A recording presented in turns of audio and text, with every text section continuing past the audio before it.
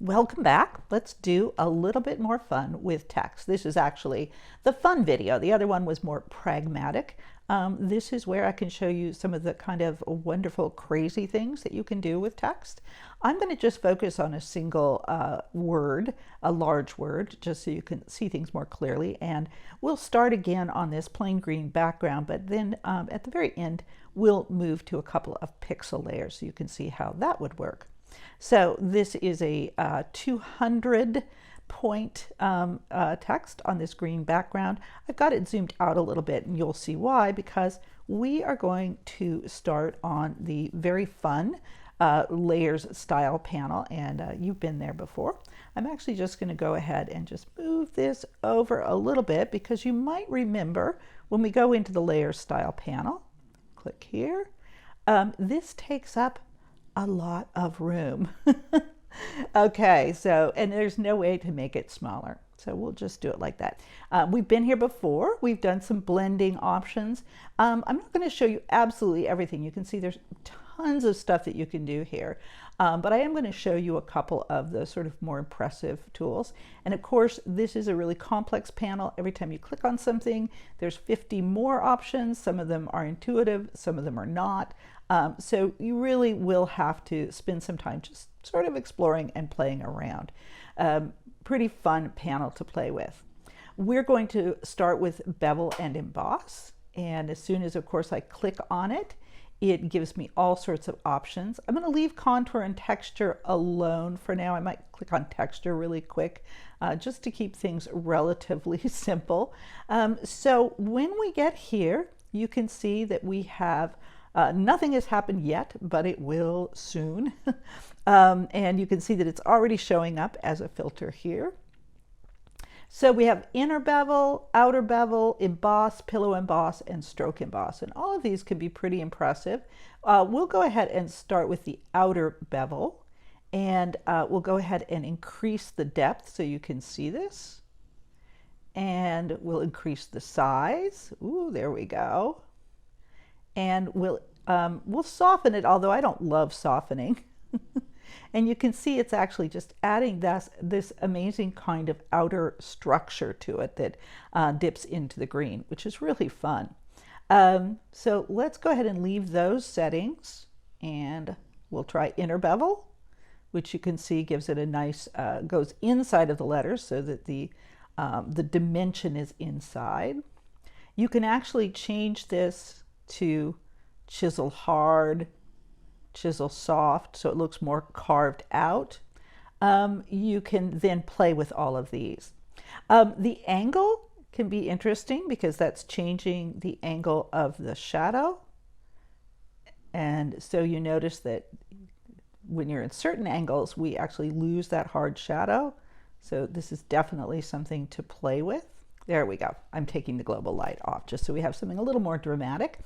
And actually, let me just bear with me. I'm going to do the outer bevel because this will tend to give us some more dramatic effects here. And I'm going to go ahead and pull this back up. And this is exactly what you should be doing, is just playing around with this. Good. And I'm going to increase the size just so that we see some more of these effects. Okay, so the contour, these we've played with drop shadows, and they look a little weird with drop shadows. They can be weird here too, but this can start to give you some really sort of fun changes in the way that this reads this dimension. And so it's actually kind of a good idea if you're trying to come up with a specific effect to go down and play with these. It usually starts out with this round contour. We'll just go ahead and pick one. We'll stick with that for now. I usually would put the anti-alias on. That's going to smooth things out.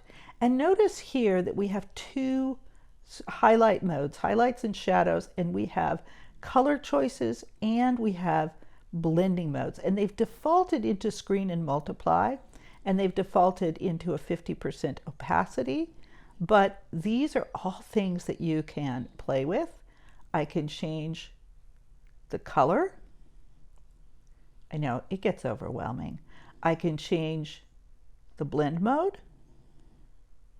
And I can do that also down here on the multiply. I could go into, let's say, a dark blue.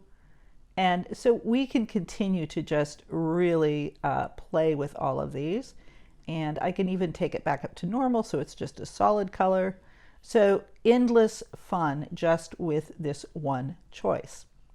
Okay, I'm going to go ahead and take that off. And actually what I'm going to do even better is I'm going to reset to the default just so you can see these. You can actually layer these one on top of the other, and I encourage you to play with that. For this one, I'm going to show them to you one at a time just so it doesn't get too confusing. Now you notice on a few of these, including the drop shadow, there's a little plus mark, and I won't play with that today, but what that means is you can put two of these on. You can add them to the same layer, and that can be fun too. So stroke, if you've done any graphic design, you know that stroke is basically an outline. So right now it's at the default. It's a very thin stroke and it's on black, and it's on, the position is on inside. And as I increase that, it'll get to the point where the letters will disappear entirely. And I can change the position to outside the letters, inside the letter, centered in the letters, or inside the letters. So this all gives a different effect. I can change the blend mode, of course.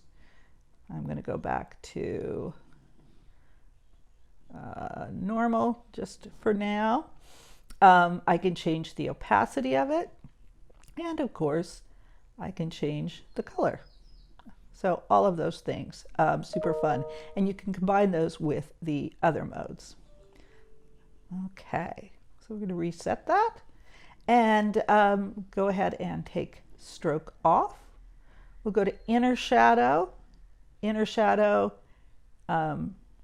gives you an inner shadow, just as you might expect, unlike a drop shadow. And again, you can play around with all sorts of different features here, including the contours, including adding some noise. So lots of options here. Inner and outer glow, I'm going to jump over inner glow and for now and color overlay, but I will give you satin, which is a very nice simple effect. You can change the opacity, you can change the color, which can get really fun and really interesting. Okay, and you could add that, just to give you one idea, you could also add a stroke to that. And so you can see, and if we make the stroke maybe this light pink, we can begin to really play. Okay, reset to default, come out of there, come out of there. I'm going to skip over color overlay. It's kind of boring, but could be useful, and show you gradient overlay and normal blend mode for right now, but again, you can change those blend modes and normal opacity. This is very much like we've looked at gradients before. Let's go ahead and find a nice dramatic one, and we can add and make our own. There we go. And we could add one. Let's do one that has a few more colors to it. So this adds the gradient. You can play with the angle of this gradient. You can play with the scale of it so that it's spreading across more, or so that more of the colors are available, and it gets tighter. There's all sorts of different ways that you can play with this gradient. Okay, infinite choices. Now the last thing I want to show you that you're familiar with already is the drop shadow. And by the way, there are other options here, and you're very welcome to explore them. I'm not going to cover absolutely everyone, just to keep things a little bit simple and not get too crazy long in this video, because I have a couple other things I want to show you. So we can go ahead and add a nice drop shadow. We can change the color. I like that. And I've got these kind of wild contour on this one. Let's go ahead and use that color, and we can play with the contours, and you can see that this in particular can get really kind of fun because it changes the contours of that shadow. I find that these contours, if you're working with something realistic, you know, a subject, are a little bit, they just don't quite make sense. But with this, it is, it definitely can give you some nice effects. And I'm going to go ahead, change the angle of this a little bit. And I'm going to use this to get us started. I'm going to keep that a little close. Okay, cool. So we have that. I'll go ahead and add satin. Yep, that looks fun. And I think I'm going to add, and this is just to give us another thing to play with. Yes, yeah, I'll go there just so we can have something fun to play with. And we'll say okay. So that is amazing.